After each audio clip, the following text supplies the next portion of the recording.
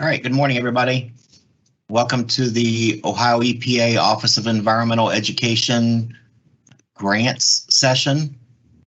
My name is Dennis Clement, and I work for the Office of Environmental Education, and then also my coworker, Ryan Borgart, is advancing the slides for me, so he'll be off and on as we go through our slides and talk about creation of an account through our e-business center, and then also submitting a letter of intent for the July 2021 grant round to OEF, and then some kind of do's and don'ts and things that you want to be careful of when putting together an application, a final application to the Ohio Environmental Education Fund.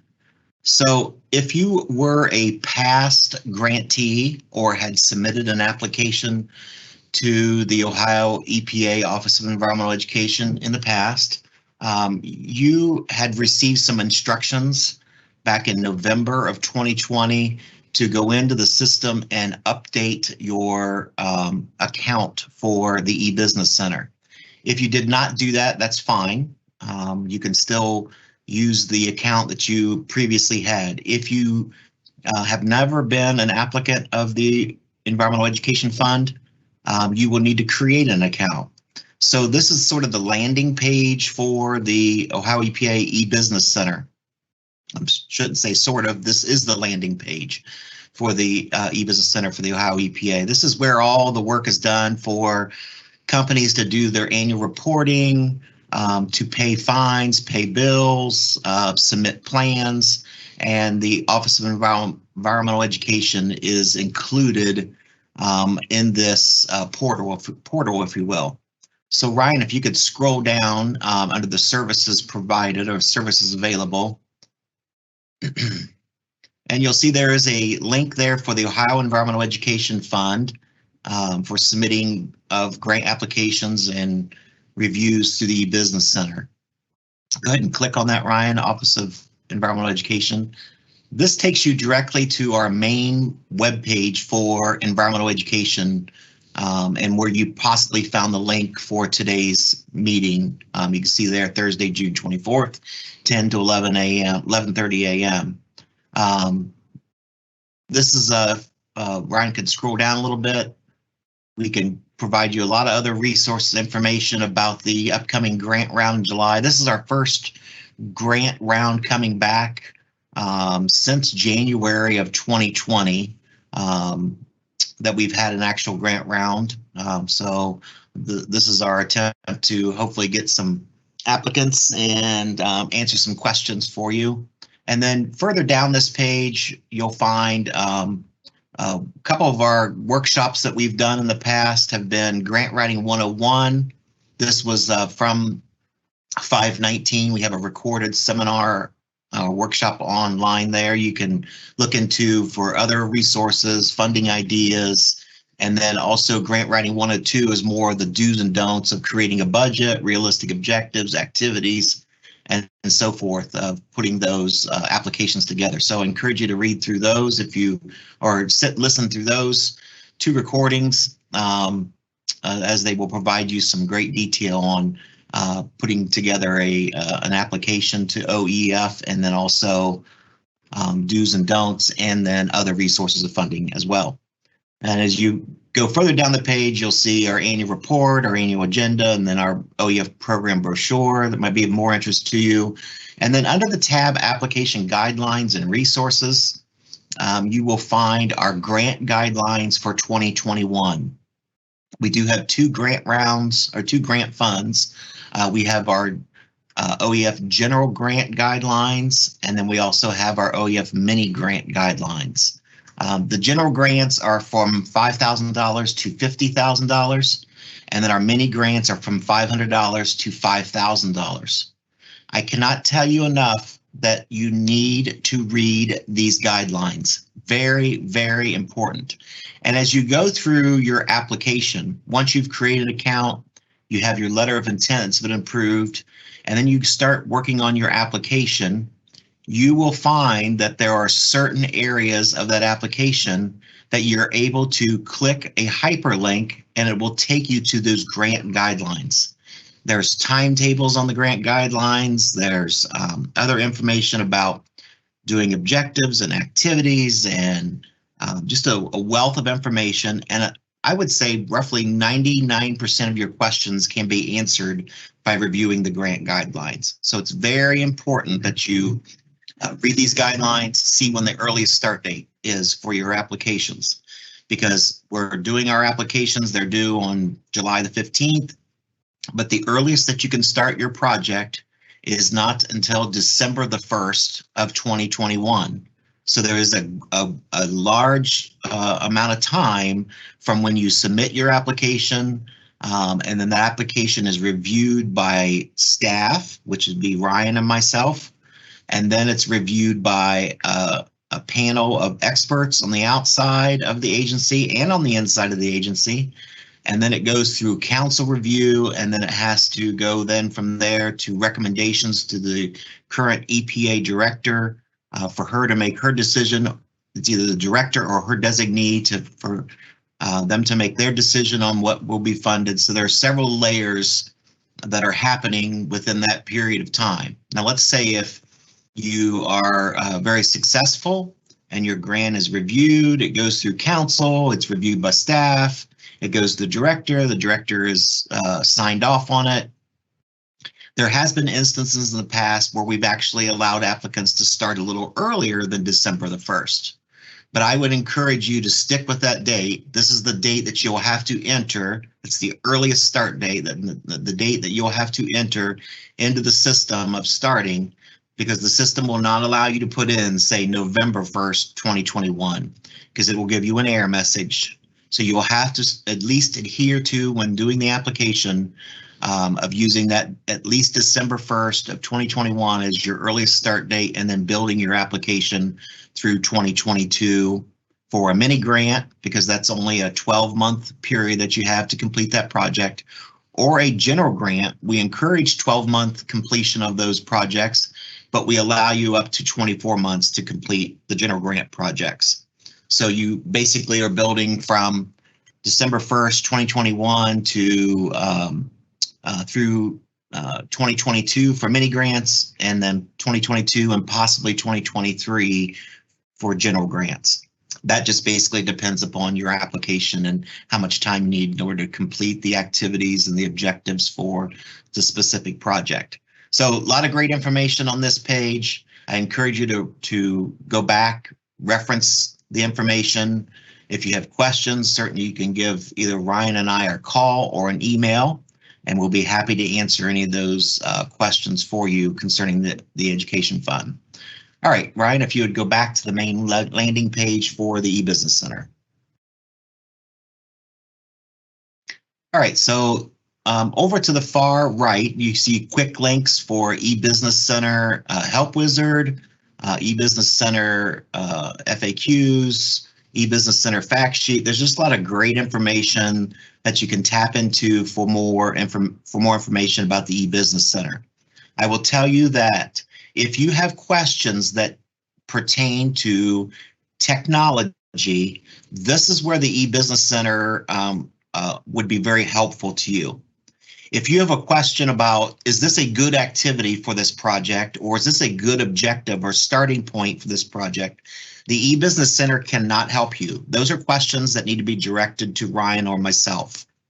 But if it's a technical issue, I can't get my password to work, or my username to work, or my account's not opening, or I can't submit a letter of intent, for one reason or another, that's an IT question. Questions about the grants, they cannot answer. So those questions are directed either to Ryan or myself. So I would encourage you to understand that those questions can be, like I said, directed through an email or by a phone call to Ryan or myself to get you through that process. The earlier you start, the better off you are. Okay, so our deadlines for our current grant round are July the 8th by 5 p.m. And then that's for the letter of intent. And then for the actual application is July the 15th by 5 p.m. Okay, those are hard deadlines. It's not July the 8th by 11:59 p.m. or July the 15th by 11:59. They'll give me a break and let me submit because it's 8 in the evening and I have questions and no one's in the office. So I'll ask the next day and I'll submit the application. Absolutely not, will not be the case. 5 p.m. is the deadline. Okay, so the earlier you start to either create your account or use the account you already have set up to the e-Business Center to submit your letter of intent and then to work on your application, the better off you will be. So if you are in need to create an account, you will need to click on the OHID where it says click here to log in. And once you click there to log in, you either have an account. You can see Ryan here has an account as a staff person. You either log in using the user ID you have and the password, or over to the left, it says create OHID account. And that's basically just some questions about who you are, your contact information, and several security questions as well. This is a very quick process. Typically, I would say maybe at the most 15 minutes. Once you have submitted, create your OHID account, you will get a pretty much a quick auto response saying your account has been created, and here's how you can sign in to the Office of Environmental Education. If you've already had an account and used it in the past, maybe submitted an application or a letter of intent and then didn't submit the application or something along those lines, then you would just automatically go over to the right side and use the login key, entering your password and user ID to go in. And then once you go in and go on beyond that, you will have to activate your account. There's a deactivate or use this account type login to the next frame.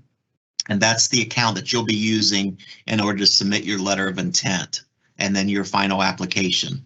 I think once people get in the system and they kind of see it and work around with it, if you're having to create an account or if you're using an account that's already been used in the past, you'll understand how to get through that process. If you're having issues with that creation of an account or maybe a past account that you haven't activated in quite a while, that again is an IT question. You would contact them. They would then answer those questions or fix whatever the issue is going on. And then if you have specific questions about the grant application itself, those are questions again for Ryan and myself that you can either call or email us and we'll be happy to help you with those.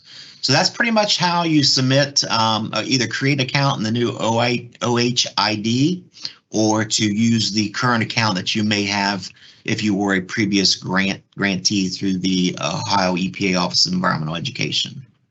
If you have questions throughout this whole process, please enter them into the Q&A, and Ryan will be tracking those questions, and we'll take a break and answer some of those questions as we go on through our presentation, and then of course at the very end as well. Okay, so Ryan, so if you could go on to the PowerPoint presentation, I'd appreciate it. Okay, so you are getting ready to submit an application to the Ohio Environmental Education Fund, and then go ahead and move on, Ryan. My contact information is there. Ryan will go ahead and enter his contact information into the Q&A. So if you have questions about that, typically Ryan handles all the general grants and then I handle all the mini grants. But however, we are cross-trained. So if Ryan would happen to be out or I would happen to be out of the office or you're not getting a response back from one of us, you could simply either copy us both on that question or just email us again and contact either one or the other in order to get your questions answered.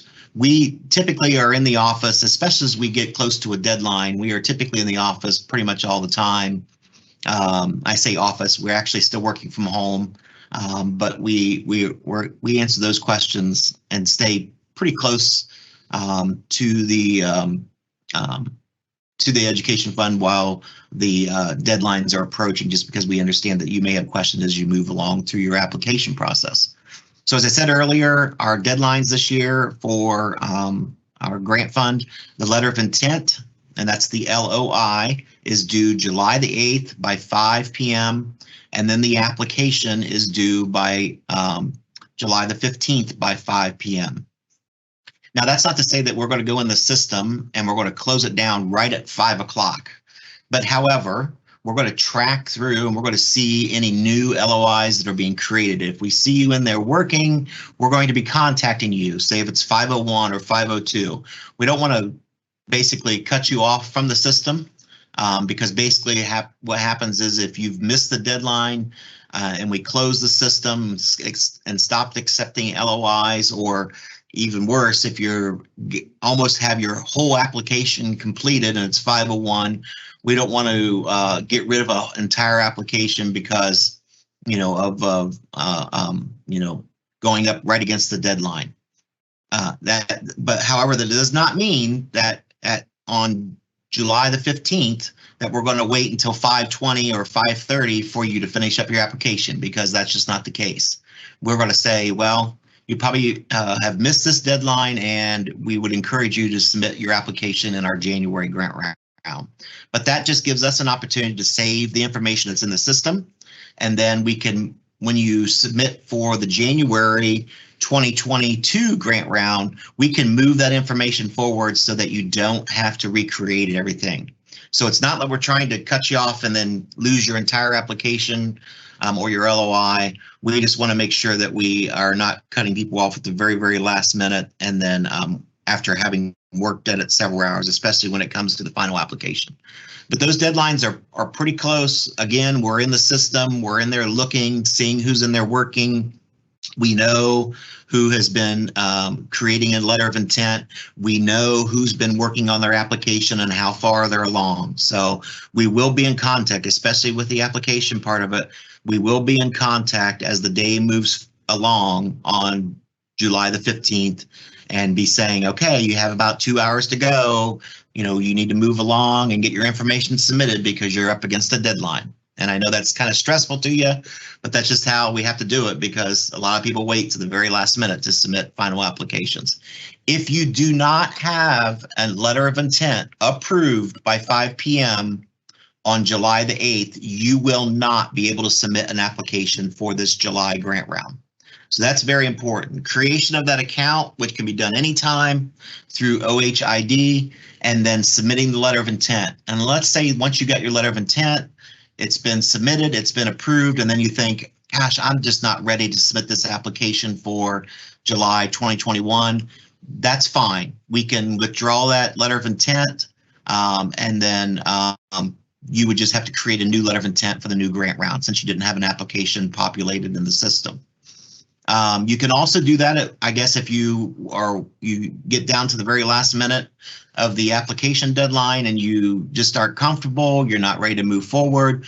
Again, we can save that information and then possibly move that forward to a new grant round once you've created a new letter of intent for that grant round.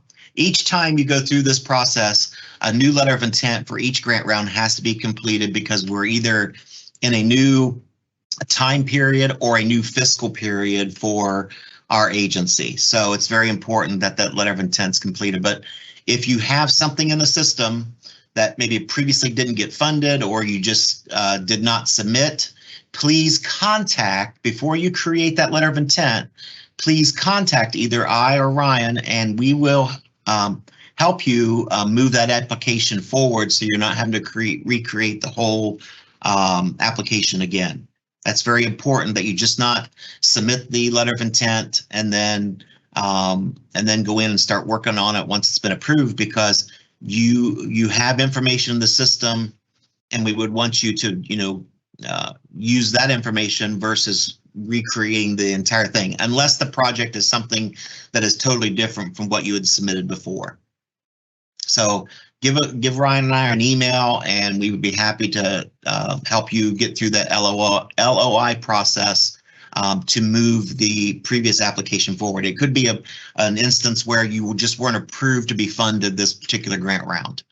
All the information is stored in our system, again, we can move it forward so that you can make corrections to it, you can make additions to it, or whatever the case may be, but you don't have to sit there and recreate the whole application again. So it's very, very important that you give Ryan and I an email or a call. Okay, Ryan. All right, again, our guidelines, our web page. Once you go to that main web page, you're going to click on Environmental Education tab, and then you'll see our grant guidelines for 2021. This particular screenshot just happens to be 2019. Just ignore that. The current guidelines for 2021 are up. We may have some, if you are planning on applying maybe for our January grant round, we've had some requests for that. There's no guarantee that we're going to have a January 2022 grant round, but we may have some changes to those guidelines. So that's why we just submitted it, created our guidelines for 2021 for July. And then again, this fall, we will meet with our council and our director, and there may be some subtle changes to mileage and other various things in those guidelines. So there'll be new guidelines that we posted towards the end, I would say towards the end of end of November, 1st of December for the January 2022 grant round. And you'll see those posted on this location. All right, next slide, please. Okay, so this is basically a screenshot of the application summary. So you've actually created your account through OHID. You have probably submitted your letter of intent, and what happens is the system basically takes your letter of intent and it becomes part of the application, so you don't have to recreate all your contact information and so forth and so on. So when you are going through the application, you will notice that each page has a tab, and when I refer to tabs, I'm referring to the tabs at the very top where it says application summary, cover sheet, executive summary, project description, objectives, activities, and so forth. You will notice if you scroll completely to the bottom of each of those pages, those tabs, you're going to see a section there where you can actually lock the page. Okay, that's when basically you are completed, you're happy with what you have submitted in there, you've entered into the system, and you want to just lock the page so nothing else can be done to it. If this is the case and you've locked that page and you go back up to this application summary tab, you will see a yes where it says completed. So under application cover sheet, audience categories, and project issues, again, that's basically your LOI moved forward. It says yes. Executive summary, yes. So all those pages, all those tabs have been locked.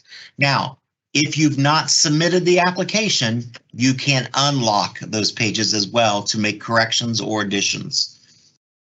But you will have to understand that you have to have a yes completed under all these tabs in order to submit the actual application.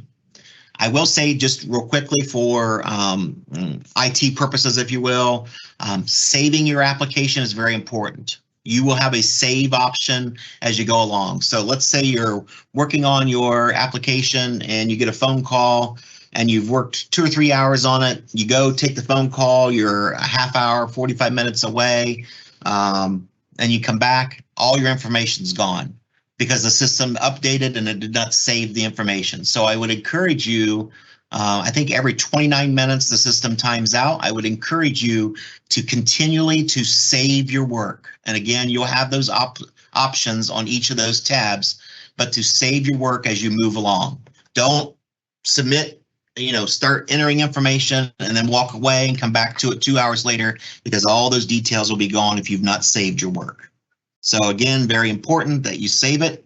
And then as you get ready to submit your application, you have yes under this completed section for all the categories that it's asking for, or you can't do a final submit. Okay, Ryan, move forward. All right, so cover sheet. This is basically your information that you submitted, your letter of intent. Of course, this was blank, but all this will be populated through your cover sheet from your letter of intent. You can make changes to it as well. So let's say you are the person that's submitted the letter of intent, and then you want that to change under as the contact for this particular this particular application. You can make changes to that. Let's say if you get into the system and in the letter of intent, you said, I requested $4,000, but now I need a full $5,000 for this mini grant. You can change that amount requested. So I guess what I'm saying is don't be hesitant to submit the letter of intent, because all that information on the letter of intent, once it's been approved and moved forward into this cover sheet section, can be edited. Okay, so I would encourage you to get that all that information in there, submit your letter of intent soon, and then again, once it's been approved and moved forward into the system, then you can make edits and change that information under the various tabs. And one of those tabs will happen to be the contacts tab, and you can see that's further down the list. Okay, Ryan, move forward. All right. If you, again, here's the section where we talked about proposed start date, where it says proposed start date. That's just not something that you're proposing to start. That has to be a December 1st, 2021 date. Okay, because the system understands, and we've put in there a date of December 1st, 2021 start, and then you build off from there from your entire application. Again, 12 months for a mini grant, 12 months for a general grant, but we allow up to 24 months if needed to do those general grants, since you are receiving more dollars and so forth. You will see over here to the right, it says, have you attended OEF grant writing workshop? We do offer the grant writing 102, 101 grant writing workshops, either yes or no. And then will this have statewide impact? So will you have several or multiple counties across the state of Ohio that you're covering, either yes or no? If it's just an application and you're only working in Athens County, Ohio, then you would select the Athens County, Ohio, where it says add a county, add Athens. There's a drop-down list that you would select from, and that would not be indication of statewide impact. Now, if you are in, let's say, in Northwest Ohio and it's covering 20 counties in Northwest Ohio, that would be more of a situation where you'd have statewide impact, and you could mark that as well. Okay, Ryan. Okay, requested budget amount must match OEF. So under the budget tab, when you're going into the system, you're working on the budget tab and you're entering your salary, your benefits, you might have supplies, equipment, and other costs, and then administrative as well. And you've all entered that information. It calculates everything for you. This number on this budget tab must equal to the amount on the cover sheet tab, or the amount on basically your letter of intent. Okay, so you can see here we have $38,205, and it must be the same on that cover sheet tab, or the system will not allow you to submit, or you won't get that yes under the application summary tab for the budget tab. So make sure those numbers are in agreement when you are doing a final lock of those pages, and you're getting those yes check marks basically to do a final submit. That's one of the things that sometimes people get caught up in, and they get frustrated and they're down to the very last minute, and those numbers aren't agreeing, and the system's telling you that those numbers must agree, and you have to go back and kind of change those. You can't alter the number on the budget tab, but you can, again, alter the number on the cover sheet. Okay, Ryan. All right, so cover sheet, here you have project title that you're doing. I would encourage you to keep the project title simple. Does not need to be long, drawn out. One time we had a project, I remember back, that was 37 words long. That is not necessary when doing a project title. So be very succinct and thoughtful when you're putting in those project names or that project title. And then educational priority. Those educational priorities you'll see over to the far right. That's basically if it's an education grant, if it's a K-12 education grant, or if it's general public or regulated community or so forth, you can see over there the target audience on the right.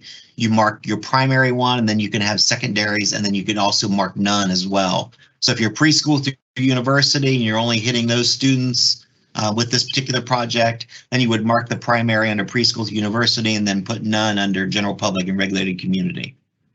Then of course your grant dollar amount, and then under a project description, 2 to 3 sentences, very, very brief, The system only gives you so many characters. I believe it's 1,000 characters. So you're not going to expand upon this. It's not going to be 4 or 5 paragraphs long. Very, very brief description of what you're trying to do with this particular project. And then the very last section there, you'll see, again, 1,000 characters. And when we talk about characters, we're not talking words. We're talking each letter, each space is considered a character, each comma, each period, and so forth and so on. So 1,000 characters here, and you're literally listing the people that will be involved in collaboration and support. So OEF looks at collaboration as someone that's actually physically doing something to make the project move forward. Okay, so it's providing a service, it's doing maybe some lesson plans, it's doing a presentation. That's a collaborator. They're physically collaborating with you. And we will talk about this a little bit later on, but collaborators need to use that word as far as collaboration. I will be collaborating with the Adams Local School, providing 4 presentations using the groundwater flow model. That's a physical thing that they're doing. A supporter is merely just that. It's someone that supports the project. They're not doing anything to make the project go forward. So a good idea of a supporter would be like your building principal, your homeowners association president, or maybe the shift change manager at your company that you work for. Okay, they're allowing you to do it, but they're not doing a thing to make the project move forward. You are required to have support letters and collaboration letters, but collaboration letters hold a lot more water than support letters. Not to say that the support is not needed or is weak, but it's just something that we like to see a lot of collaboration on grants. If you are putting someone in this section, and especially if they are a collaborator, you have to have a letter from them. It has to be a letter on there, on letterhead. It has to either be signed or electronically signed. And there has to be obviously a body to the letters telling us what they're doing to collaborate with you. Okay.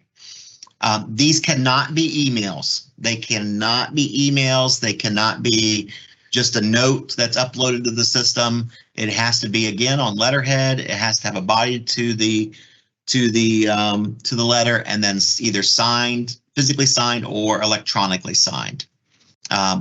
Again, you have to have, if they are a collaborator, you have to have these letters in there.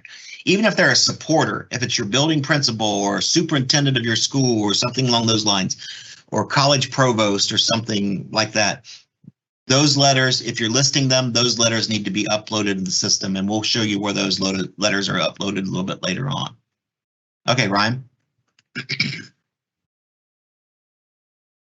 All right, just a brief statement on objectives and activities.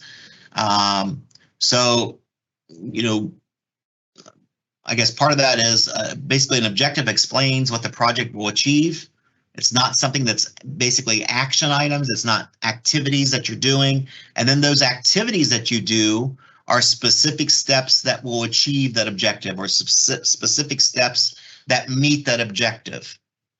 So, you know, those vary from project to project. We get a lot of water quality projects into the Environmental Education Fund.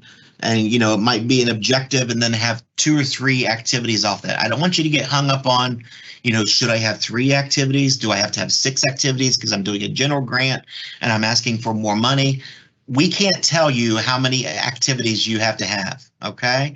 You at least have to have at least 1 objective and 1 or 2 activities for the general grants and the mini grants, okay? Or the system will not allow. That's just basically a system thing. Okay, so there at least has to, at least has to be 1 objective and 1 activity in the system for both minis and generals.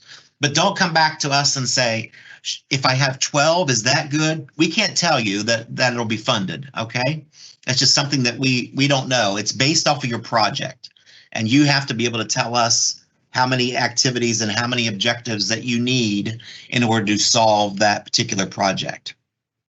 And then just a word for curriculum creation. If you're doing a simple water project or a wildlife project or a tree project and you're in a K-12 setting or situation, or maybe if it's in general public setting or situation and you're teaching adults about water or trees or wildlife, Please do not say you're going to create curriculum, because we will not fund this type of application. One, you don't have enough dollars to create curriculum. In order to have someone sit there on the side and create curriculum for your specific project, it takes a lot of money to do that. And we have a cap of $50,000, obviously. $5,000 for the minis, $50,000 for the generals. And people that create curriculum make a lot more money than that. So don't create curriculum, or don't say you're going to create curriculum.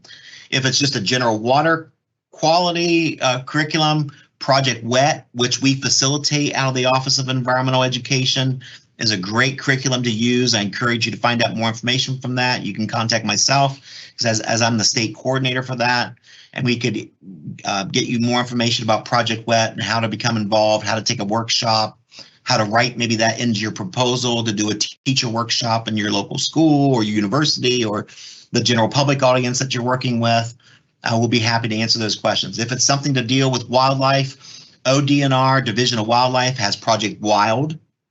And Project WILD, with a lot of other resources they have, for K through 8 grades, and then also all the way up through high school and beyond. And then the Division of Forestry has Project Learning Tree, and Project Learning Tree deals with trees and shrubs and all kinds of just vegetation. So we would encourage you to use curriculum like that first, and then if something does need to be created because it's site specific, let's say you have the only one in Athens County, Ohio, and you don't know of any other place in the state that this particular plant is, or this particular species of wildlife is, or this type of stream is located, then something along those lines, you are welcome to create curriculum, and we will understand that. But you have to be very specific of why you need to create that curriculum for that particular wildlife species or plant species or something along those lines, saying that, you know, it's the only one that we know of across the state of Ohio, and this is the reason why we're creating curriculum around that. But if not, then use curriculum that's already out there. And there's many other subjects out there as well. There's WOW, which is the Wonders of Wetlands. There's energy curriculum. You know, I would encourage you to either contact Ryan or myself, or just to kind of do a search of statewide curriculum, and you'll get more information on that you can possibly use in your application if need be. So again, objectives explain what the project will achieve, and then those activities are the certain steps to meet that objective. Okay, Ryan, move on. All right, so if you're going through the system, now we're over to the objectives and activities tab. You will see here that anything that's in blue is basically kind of a hyperlink where you would add an objective, and it, excuse me, and then it rolls basically through that process of do your objective first, and then you add your activities off of that. So you can see there, it says add an objective. Click on that blue hyperlink, and then you'll get the next page, which will be a pop-up screen. If we're going to move on. Then this is basically what happens each time you add an objective or you add an activity. You're going to come up with a project objective title, and then you you type in your specific objective description, and that provides you also with a count of characters. I believe these are at 4,000 characters. So again, you can't get real wordy. You have to cut out some stuff as you go along, because you have to keep up an accurate count of those characters at the bottom of the screen. I will tell you, if you have, let's say, created objectives and different things in maybe a Word document, and then you take that information and you cut and paste and drop it into these boxes, the character counting at the bottom does not keep accurate track. And it may say you have 2 characters left, or it may say pop up in red and say you are over by 10 characters. If it's a cut and paste situation, it does not keep an accurate count. So I would keep a count, you know, in the Word document to see how many characters you have left, or how many more you can add into this particular pop-up box. Again, always save the work and it'll take you back. So we'll go ahead and we've clicked save here, or highlighted it in red, and move on, Ryan. And then once you can see here that we have an objective, stormwater management workshop is their title. And then the specific description says representatives of 200 municipalities will learn which do storm regulations apply to them and what they must do to comply. You can always edit as well. So if you look over to the far right, you can see where it says action, edit, or remove. If you click remove, you're going to get a pop-up screen that basically says, are you sure you want to remove this objective, or are you sure you want to take this away? Or you can click on edit and you can edit. That pop-up window will come back and you can make edits to that. But then you'll have the save option to go ahead and save to make those updates. So if you're happy with your objective, you're happy with the objective title and your description, that's your objective. Now you need to add activities off of that. So you can see here where it says the information click here to add activities. That's where you would add activities to that particular objective. As you look down at the very bottom of the page, it says add project objective. This would be for your second objective or maybe your third objective or whatever that case that may be. Okay. However many you're going to have for this particular project. So here we would want to add activities to kind of keep it succinct. If you're going through the whole step-by-step of, start December 1 and maybe going to February 1st or March 1st or whatever, and then March 2nd to June 1st or whatever the case may be for your particular project, you would keep that succinct going that way, adding an objective, adding the activities, and then you're going to do also outcome measurements as well. And we'll get to that as we go further on down the screen. So here we would click on add, we have our objective, we click on add our activities. And you can see here, it just basically kind of switches under the information it says click here to add project objectives, and down to the bottom, and now it says add activity. And again, over the side, you still have that option to edit or remove that particular objective that you have submitted into the system. So you would click on add activity. And then, as I said earlier, each objective must include at least one activity. Again, don't come back and say, if I have 6 activities for this objective, am I guaranteed to be funded? We can't, again, answer those questions for you. You need to decide upon how many objectives you need for your particular proposal and how many activities you're going to need in order to solve that particular objective. Okay, Ryan. And then here, as we go through and we're adding the activity, a little bit more detail. It's going to want a title. It's going to want, for this particular activity, it's going to want a start date. Remember, December 1st is the earliest you can start. And then it's going to want a timeline end date. So when is this particular activity going to start? When is it going to end? And how much % of the budget is this going to entail? And that's % of the OEF budget. We understand that this might be, hard for you to figure out, it's going to be 15%, 20%. As long as you're coming up to 100%, we're okay with it.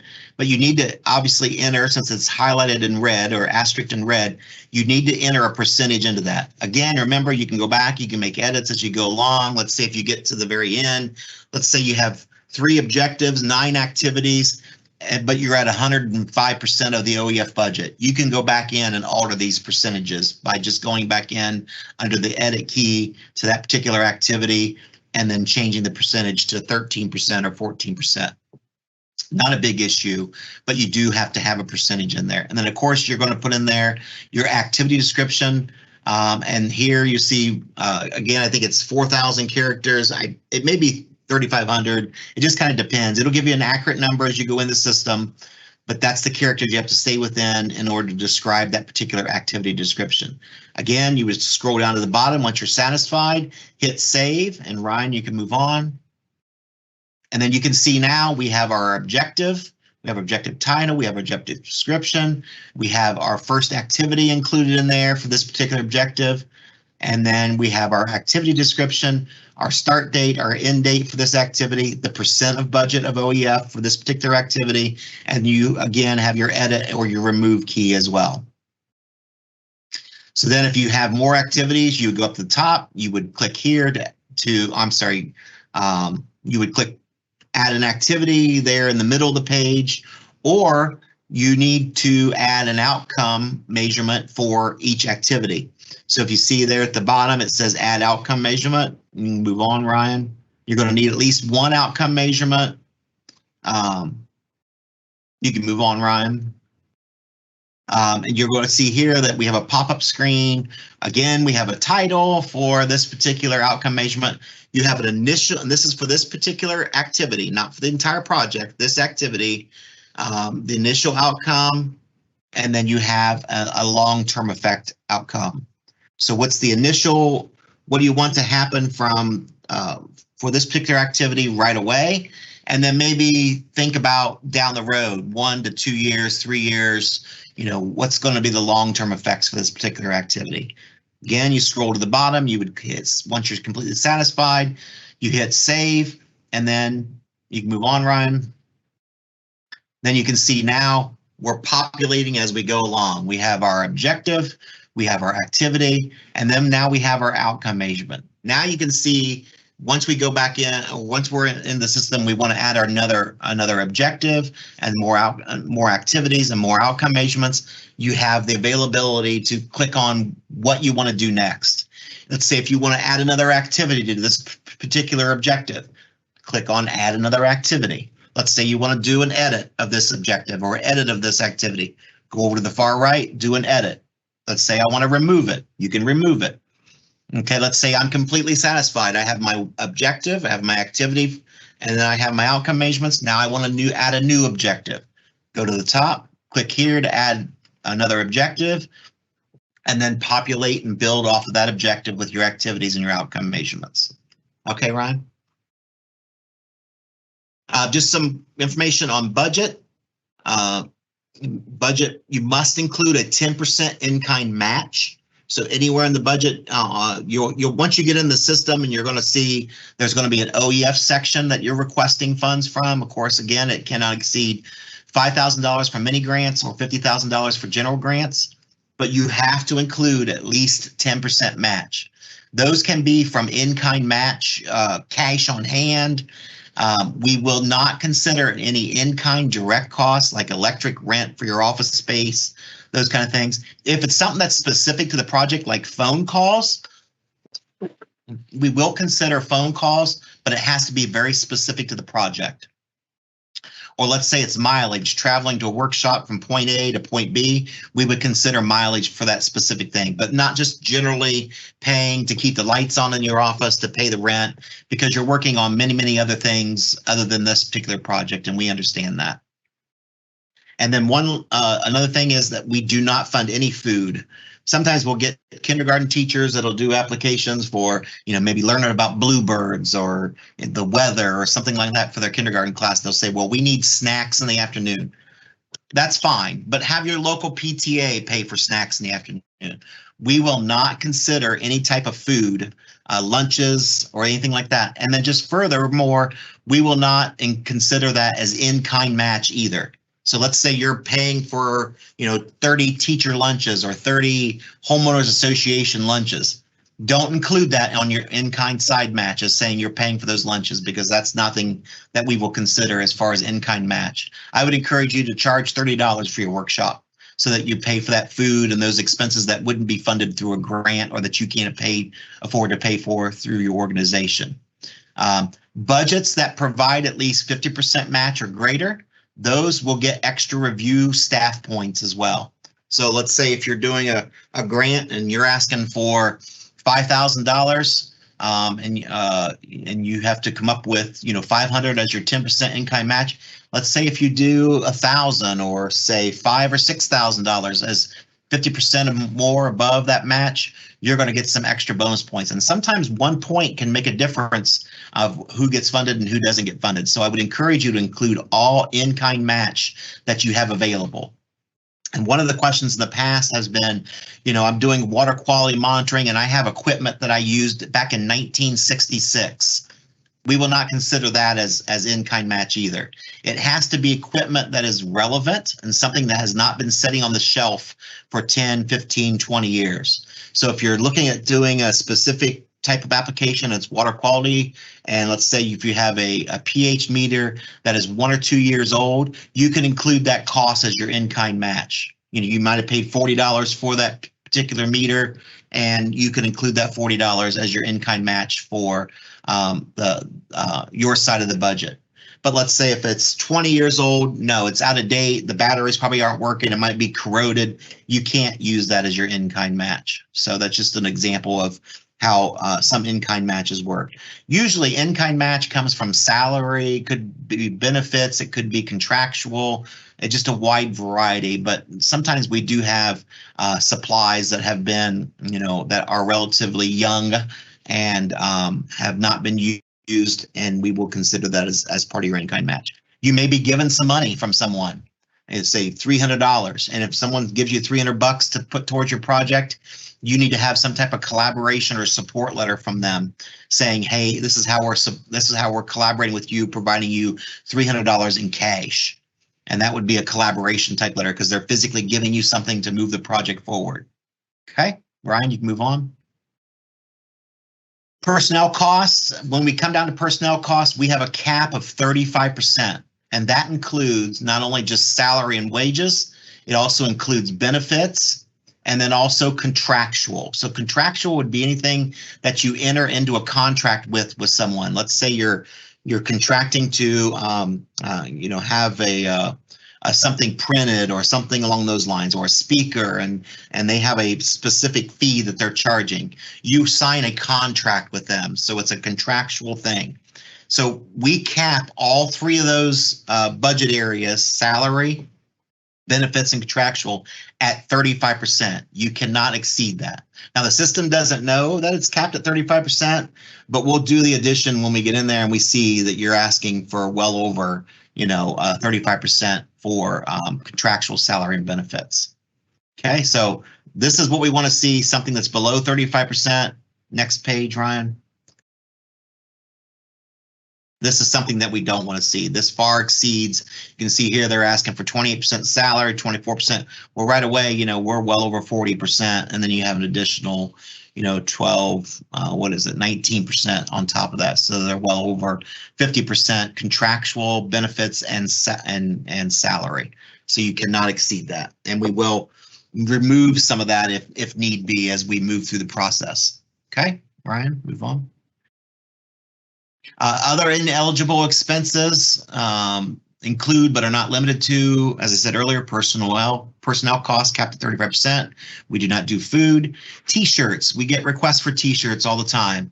If it's, say 400 T-shirts saying that I survived the local water festival, and then it has all the sponsors listed on the back of it, like a concert T-shirt, that definitely will not be something that we will consider. Now, let's say if you have an Adopt a Highway crew, and you're picking up road waste along a state highway or a county road or something along those lines, and you want 20 bright pink fuchsia T-shirts for safety purposes. That's specific to the project. It's a safety issue. We will consider something along those lines, but not just a T-shirt to hand out to someone saying, that they attended this event or whatever the case may be.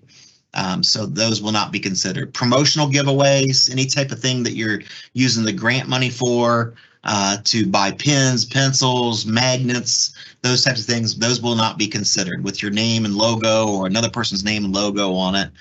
Those things are considered promotional giveaways, and we don't pay for those. Construction.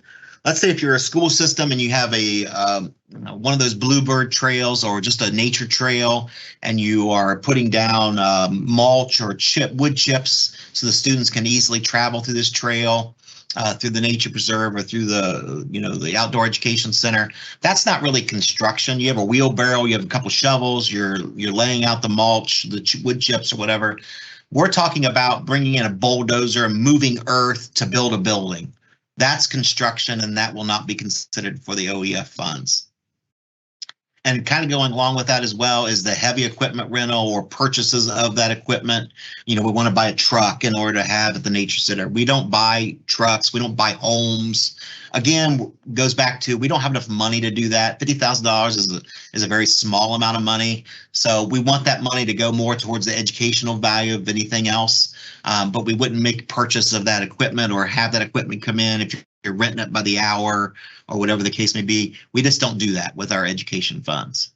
Pass-through funds, That's another area that gets very sticky. We do not provide you a grant. Say you've received a $5,000 mini grant or a $50,000 general grant. We don't provide you that funds in order for you to sub-grant or give out pass-through funds to someone else. You know, I'm the local superintendent's office for X, Y, and Z school district, and now I'm going to give $1,000 to this elementary, $1,000 to this elementary. That would be a pass-through. That would not be allowed.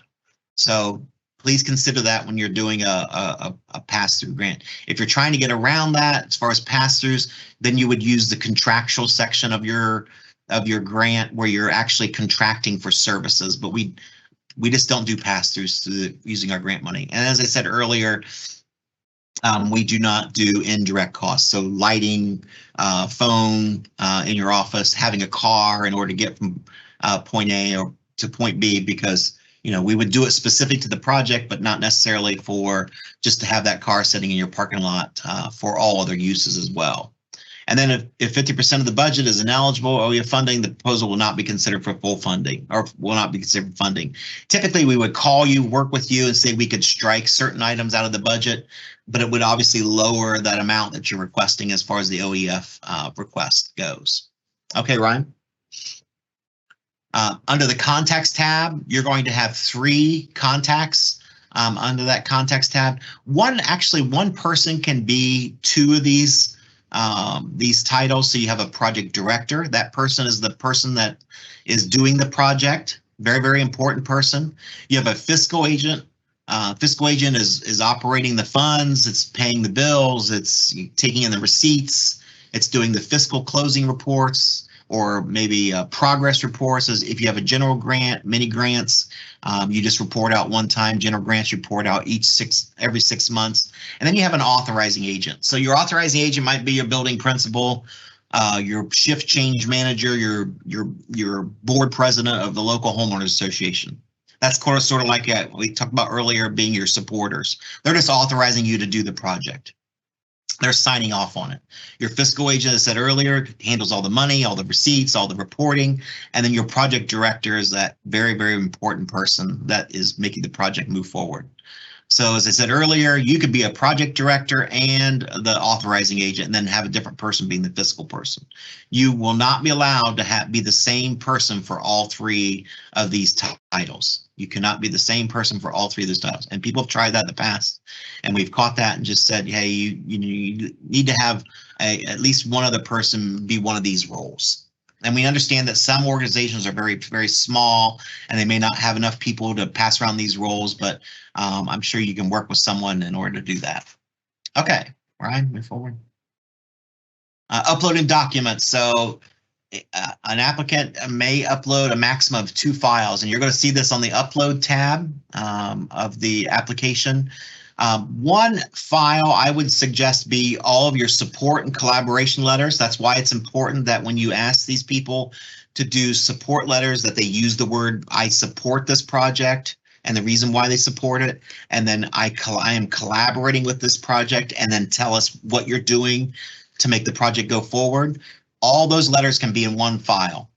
Okay, so, and then maybe a second file might be items related to the project, like a workshop flyer. It could be a brochure, it could be a map, it could be education standards that you're trying to reach. Some people will set them up in a fancy grid, and you could upload those. So just 2 files total with the letters in one, your support and collaboration letters, and then anything that's very, very relevant to the project. Just don't upload stuff to make it look like you're filling things in. Make sure it's very relevant to the project for that second file. If you only need just one file with all your letters in it, that's fine. You don't have to do a second file, but you have that option to do at least 2 files to do the upload. Okay, Ryan? And then letters, we do not do form letters. As I said earlier, these must be signed, printed on organizational letterhead with a signature, either electronic or hand signature. And then we do not accept emails as letters of support and collaboration. Okay, so that's just not allowed. So make sure they're fully signed, make sure they're on letterhead, they have a nice body to them, and they're not repetitive. They're not repeat letters where you just do all the body and all they do is slap it on their letterhead and sign it. make sure there's some difference in amongst those letters. You're asking them to do the letters that they're not form letters, basically, if you will. Okay, Ryan. Letters of support. Representatives of the target audience should provide letters of support. The target audience, might be a fourth grade teacher. Let's say you're the science curriculum coordinator in the school system, and you have 4 fourth grades, 3 third grades, 5 fifth grade classrooms. Those letters of support could be from one of those teachers in those classrooms saying, how important this particular project would be in order to incorporate the science lesson that you're teaching about. The letter should demonstrate the audience is committed to participating in the project as well. So basically that teacher is speaking for those students saying, this is how we're going to participate in order to hopefully help our science grades in the future by, having the local soil and water conservation district come in and do presentation using the Enviroscape or the groundwater flow model, or teaching out a Project WET or Project Learning Tree, and then going to the local stream to do a stream study or something along those lines. So those letters need to, basically be supporting that whole project and what's happening with that project. Okay, Ryan. And then letters of collaboration said earlier, collaborators should describe or outline their role in the project, detailing what they're providing, whether they're providing funds, dedicating staff time, maybe purchasing of new equipment, just a wide variety of things. But again, those support letters should use the word support. These collaboration letters should use the word collaboration. Okay, Ryan.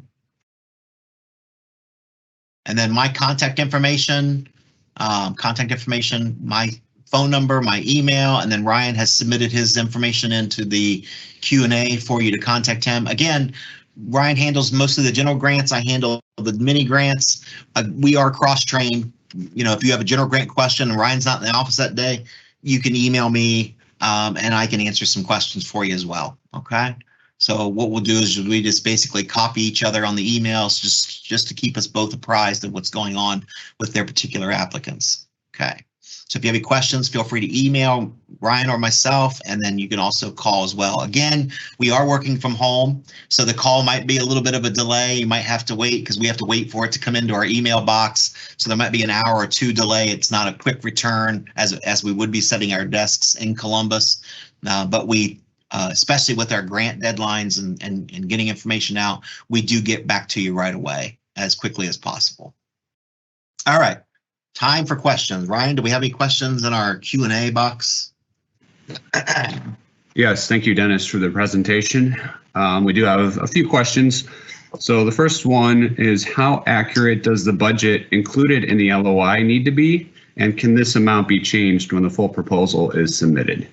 It does not. You will not do a budget in your letter of intent. You basically just put a round number in there. So let's say if you're doing a mini grant and you need $4,000 or $4,500, or right now I have one LOI that's been submitted and approved for this July grant round, and they want $750. Okay. If you are submitting the letter of intent, and let's say you put in 4,000 or 5,000, and then you get into the application once your LOI has been approved, and let's say, oh, now I don't need the full $5,000. All I need is $3,500, or all I need is $3,000. You can change that on that cover sheet tab. But again, once you go back and you start submitting all your budget information, whatever that number is at the very end that you're asking from OEF, that number on the budget tab must match the number on the cover sheet tab. That's the only one that you can alter or change before you do a final submit. The budget tab number cannot be altered or changed, but it has to match that cover sheet tab. But yeah, you can make changes to that. Anything that you do in the letter of intent, and once it's been submitted, then it's been approved, all that information can be changed once it becomes an approved letter of intent, and then you're working your application. You would just go to the specific tab and then make those changes or make those edits. Thanks, Dennis. I think the next question was asked when you're talking about curriculum and development of curriculum. The question is AP environmental science curriculum acceptable? Yeah, absolutely. If it's already curriculum, it's been created or it's already out there, absolutely. But just make sure they're citing it when they're doing they're including it, telling us what curriculum they're using, and and where it's basically come from, just giving us some back detail on what curriculum is being used.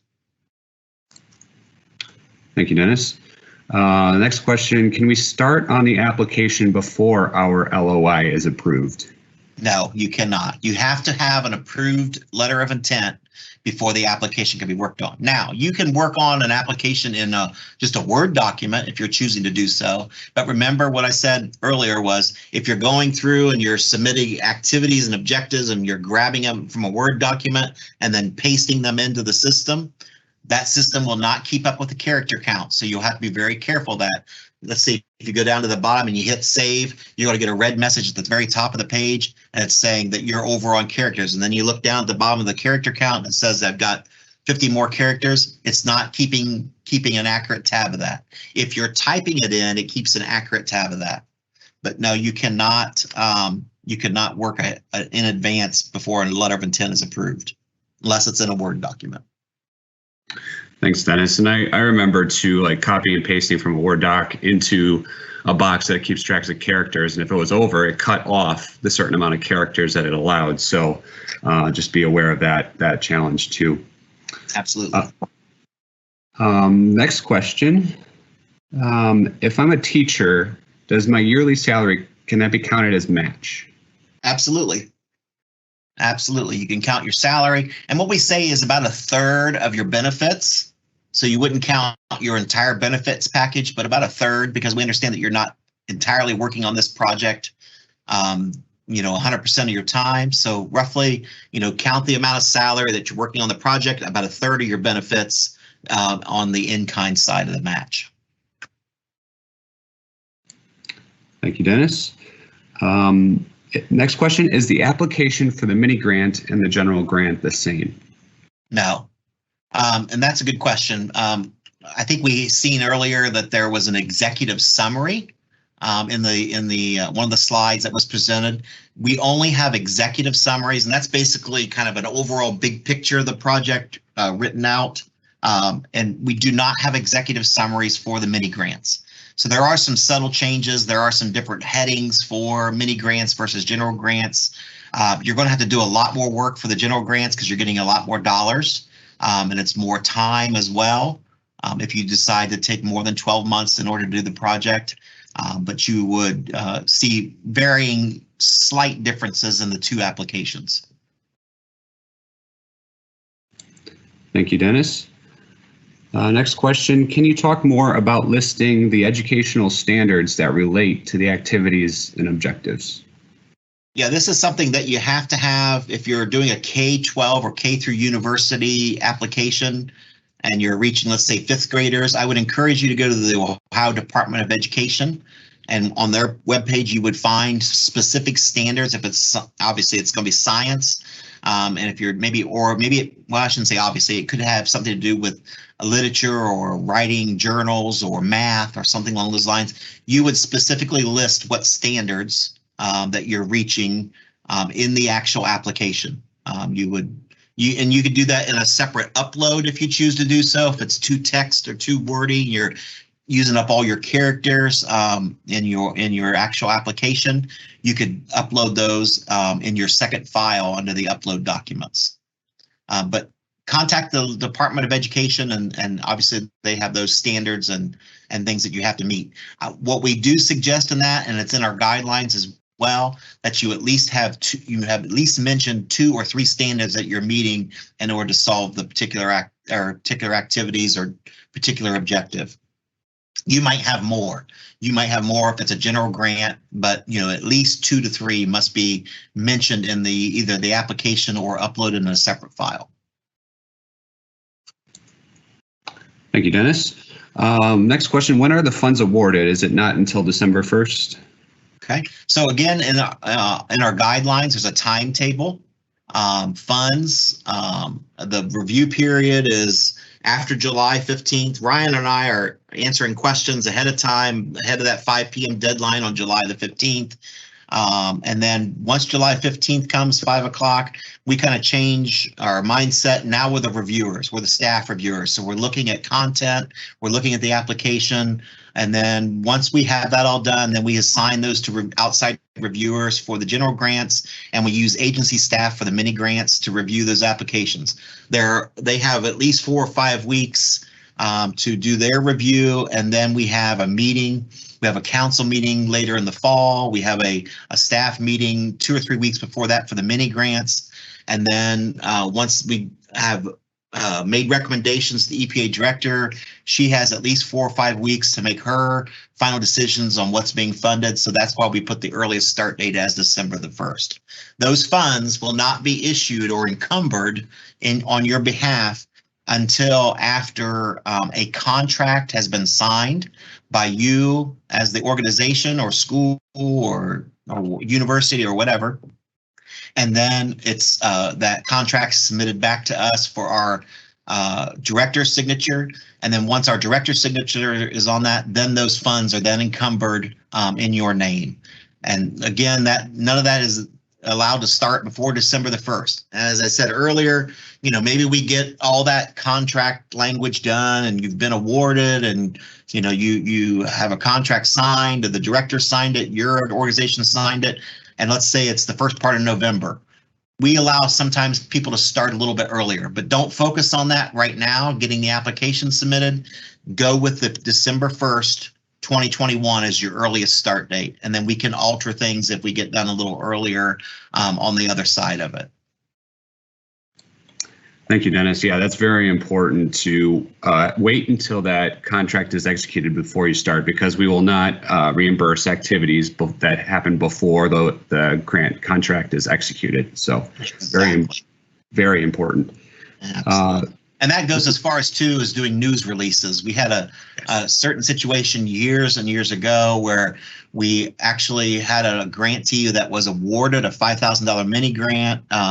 They went through the process. We called them and said, hey, it's going through the steps. It's the #1 recommended grant. It got to our current director at that time, and he chose not to fund it.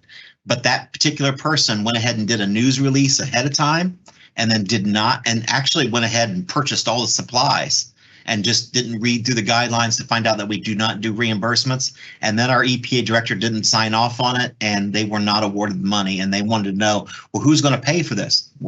We don't know who's going to pay for it because we're not liable for it. We didn't pay for it because you basically kind of put the cart before the horse and you started too soon. So that's why we really, really are hitting hard on that December 1st earliest start date.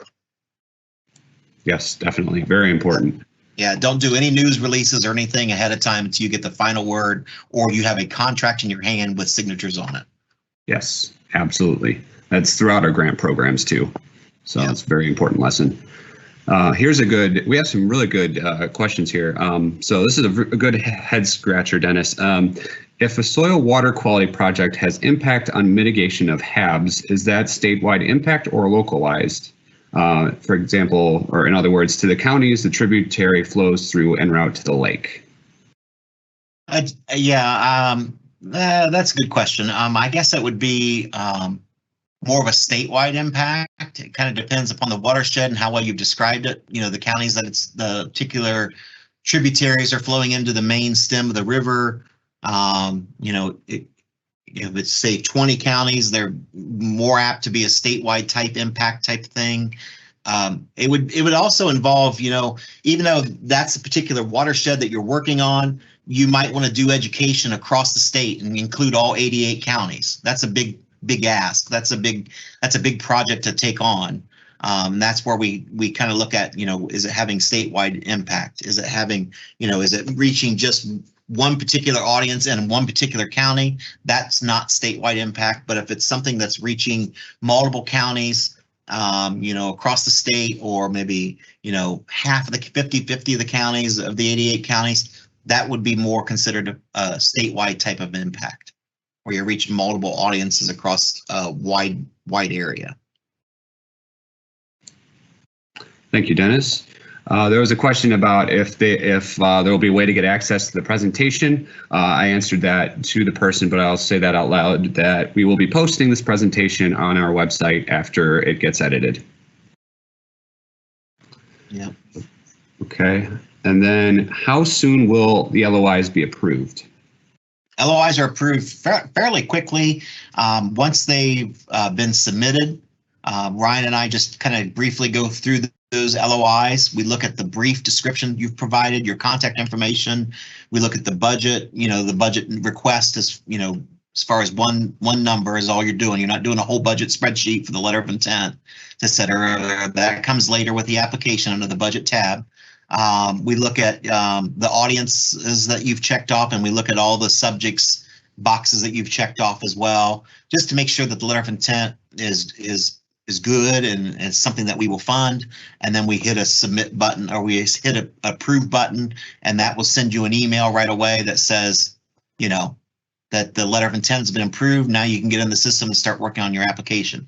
Let's say if you're submitting at 7 o'clock at night, obviously it's not going to be approved, right away, because we're not in the office. We're not at our desks doing our work because our day's over at 5 p.m. We start at 9. Some of us start a little earlier. I start at 8 and I go to 4:30. If you're looking at, working on a letter of intent, you hit it and it's, 4:45. It might not get approved till the very next day. So kind of keep those office hours, if you will, in mind. That we try to approve those. If it's between the hours of 9 and 5, we get those approved right away so you can get in and start working on your application.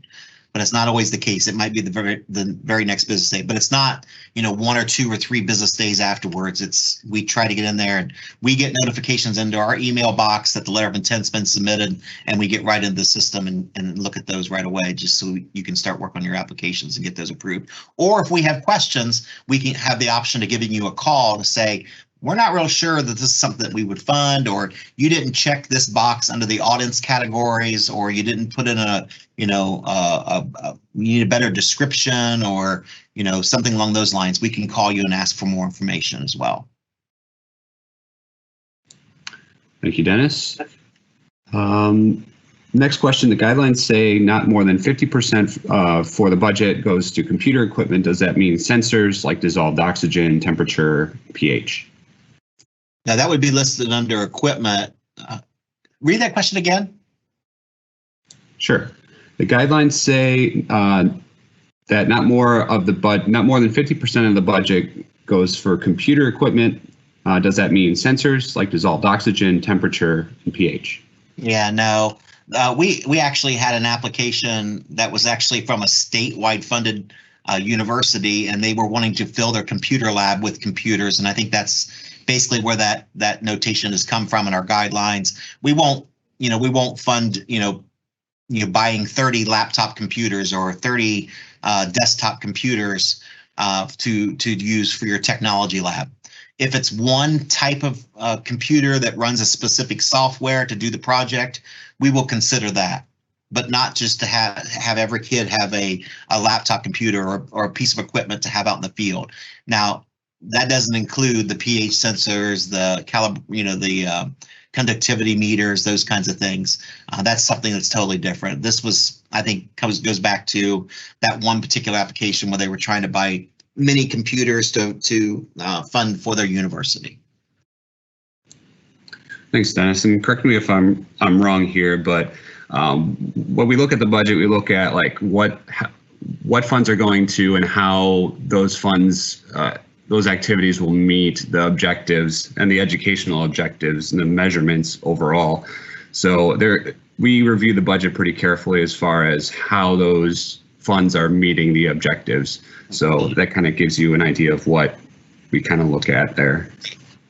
Yeah, that's where that percentage comes into play. That's why you can alter that as you go back in. Anything can be altered as you work on your application. If you've locked the page, you just need to merely unlock it. Now, if you've submitted the application and then once you've submitted it and you say, oh, I see some that I made an error on, I want to alter it. You can't make changes once you've submitted the entire application. Once it's been submitted, it's done. You've checked all the boxes, you've crossed all your T's, dotted all your I's, and you've done a final submit. We don't open applications back up to make all edits later on.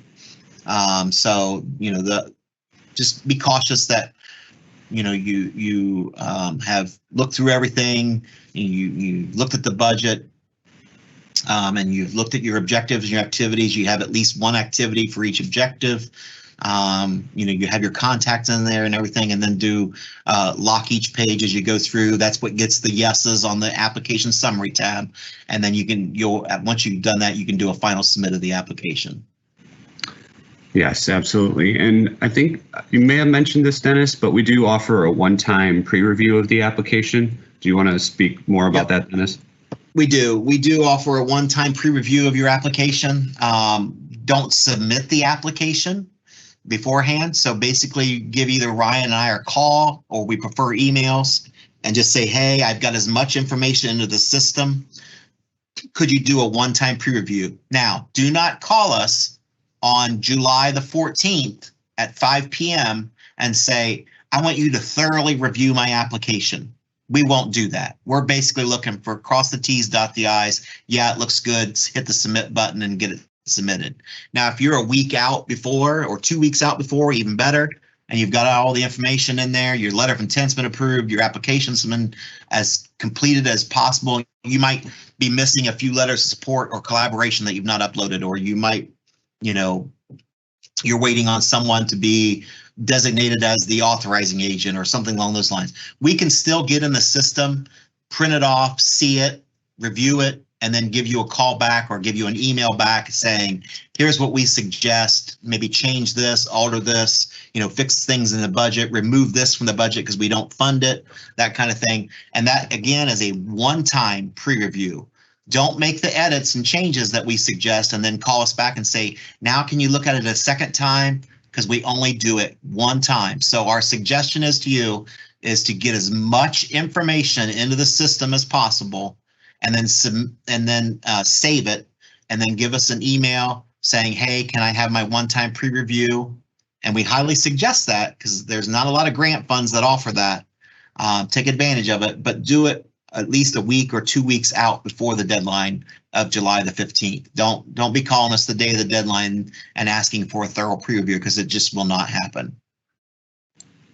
Yeah, absolutely. I emphasize that as well, to get going, to work on the application early, especially because the LOIs might, or not the LOIs, sorry, the letters might take a little while to get from your supporters and collaborators. So yeah, I would definitely recommend getting started early because of that, and for the pre-review, because that's a good opportunity to have a good application. Next question. Can mileage for travel be part of a budget? Mileage for travel? Yeah, sure. I mean, if you're including that as far as your mileage go in the guidelines, it gives you a specific rate that we allow up for mileage. You just can't put in there $1.25 per mile. I believe, what is it, Ryan? Is it 47 cents or 45 cents? I know that changed. Yeah, it did change. I think that sounds about right. Somewhere in the upper 40s, somewhere. Yeah.